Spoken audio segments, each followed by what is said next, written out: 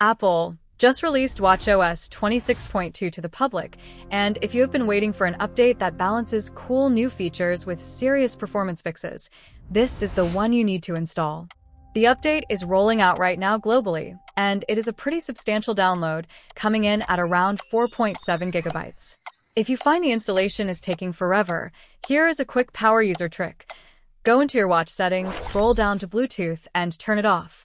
This forces the watch to use Wi-Fi for the transfer, which is much faster. Just remember to turn Bluetooth back on once the update is finished. Once you are running build 23S303, the first major change you will notice is a complete refinement of the sleep score system. Apple has changed the grading scale, so now a score between 41 and 60 is considered low, while anything above 96 is very high, and they have added new notification toggles, so you can choose exactly which sleep updates you want to wake up to. For those who use their watch to stay organized, the Reminders app has a fantastic new, urgent feature.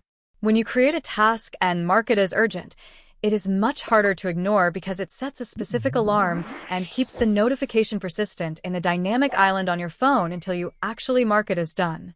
It is a game changer for people who tend to swipe away notifications and forget them. We are also seeing the largest expansion of Apple Fitness Plus since it launched. Starting December 15th, the service is opening up to 28 new markets, including places like Japan, Chile, and the Netherlands, complete with new language dubbing.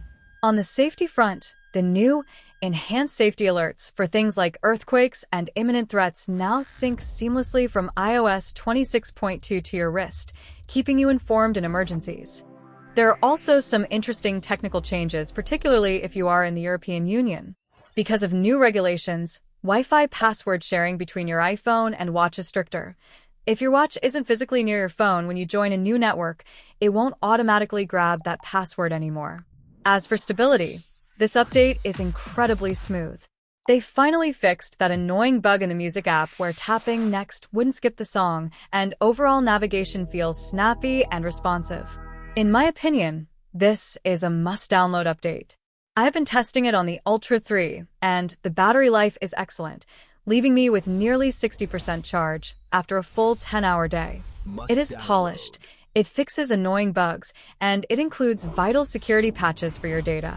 If you like the video, subscribe, share the video, and hit the bell icon.